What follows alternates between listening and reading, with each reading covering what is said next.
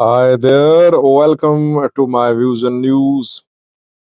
Intense fighting ongoing between two Fano groups. In fact, more than two groups are involved in this deadly fighting. Fano's internal unity, it seems, is in shambles.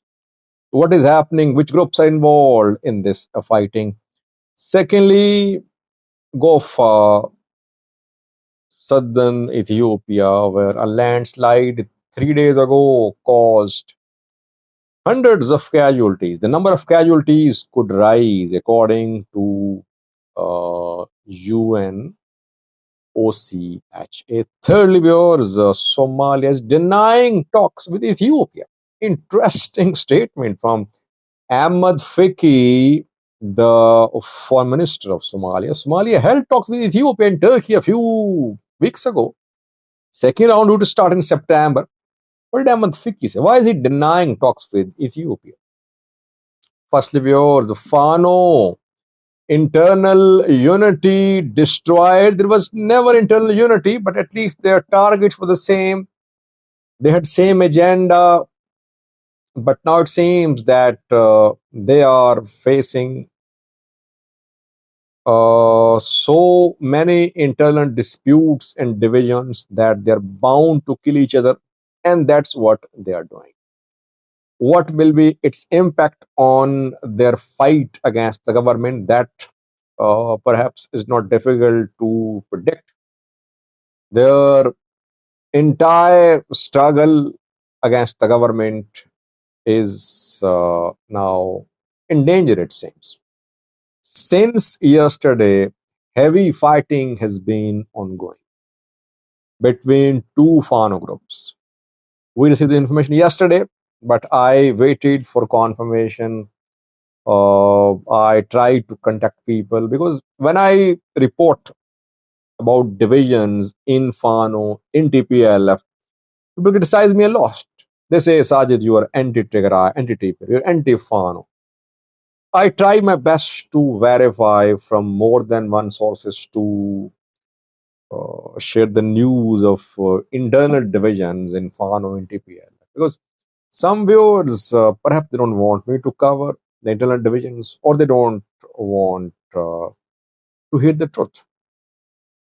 Well, the truth is that since yesterday, Colonel Getahun Fano group is involved in fighting against Zamine Kasi.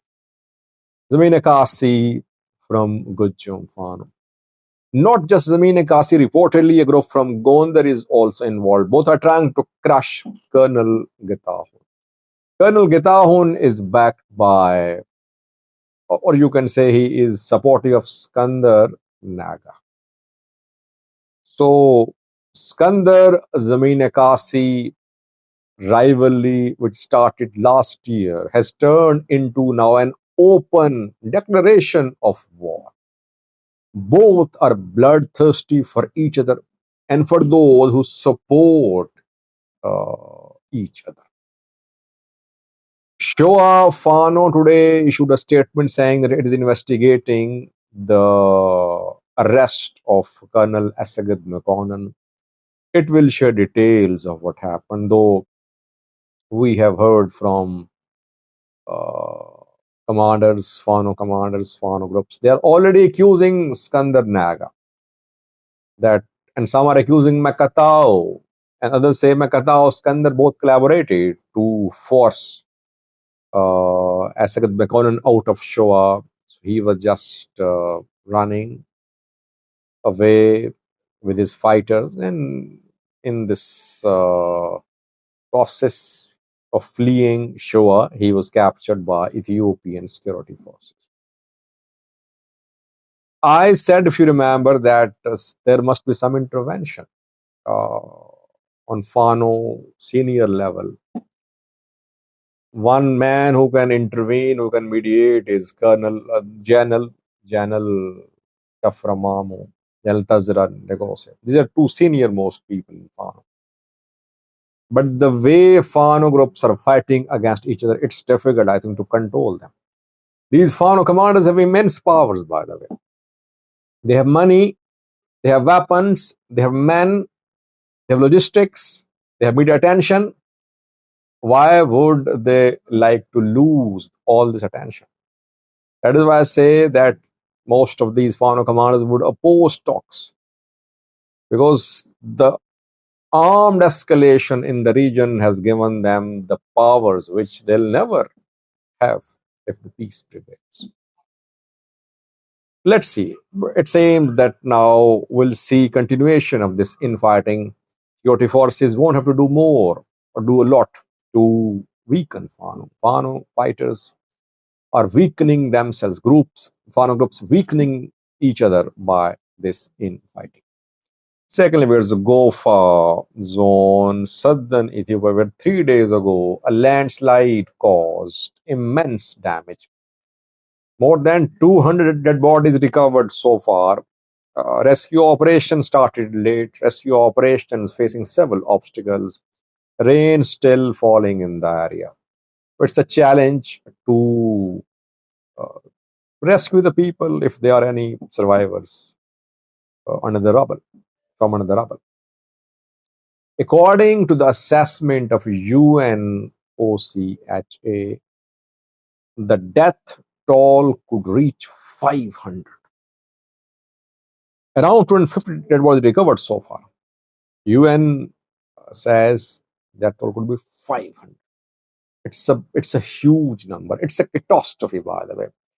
I think the Prime Minister of Ethiopia should have called national mourning, uh, day of national mourning for the death of so many people, so many innocent people. But the government intervened late. I've been saying that at least it should now take care of the families of those who have been killed, who have died. It should announce a national day of mourning for those, I think, who have lost their lives in this tragedy. Lastly, where Somalia is denying talks with Ethiopia while it has held talks with Ethiopia. Everyone knows Ahmed Fiki went to Ankara. There he met with Ethiopian delegation led by Tatke Selassie. The two foreign ministers held talks direct or indirect. They met there. Turkey confirmed. Then Turkey's Minister of Foreign Affairs held a press briefing in the presence of both foreign ministers. Both were there when Turkey said it was facilitating talks between Ethiopia and Somalia, and second round will be held in September. But Ahmed Fiki yesterday said that no talks have been held between Ethiopia and Somalia. He said Somalia is not talking to Ethiopia. Rather, through some communication channels, Somalia is trying to convince Ethiopia to withdraw from the M. So this is another way of saying that Somalia is talking. No, it's not talking. Everyone knows that Somalia is talking to Ethiopia. Yes, it was a change in Somalia's position. Somalia refused to talk to Ethiopia when MOU was signed with Ethiopia via land. Later, it changed its position, but now it wants to cover up this change. That why it changed. It says no, it did not change. But it changed its position. It started talks with Ethiopia. Talks did not succeed. Ethiopia is not withdrawing from the MOU with Somaliland. Somalia made some offers to Ethiopia. Ethiopia thinks Somaliland is a better offer. That is why no progress made. And that's why Hassan Sheikh, the president, said after talks in Turkey that Ethiopia was not walking back from the MOU with Somaliland. 2 days ago, we saw a large Somali diaspora gathering in Doha, Qatar. Ahmed Fiki was there too. I think Hamza Dibare was there too. Former Somalia's president Farmajo was there too. Somali diaspora trying to unite to back Somalia in this fight against Ethiopia and to bring Somaliland closer. Talks held and Somali land loyalists accused Doha, accused Qatar of trying to back Somalia against Somaliland and Ethiopia. So it seemed that Somalia was hoping that it would be able to convince Ethiopia to withdraw from them. It has not happened. That is why Somalia now says no talks have been held with Ethiopia. Take a watch.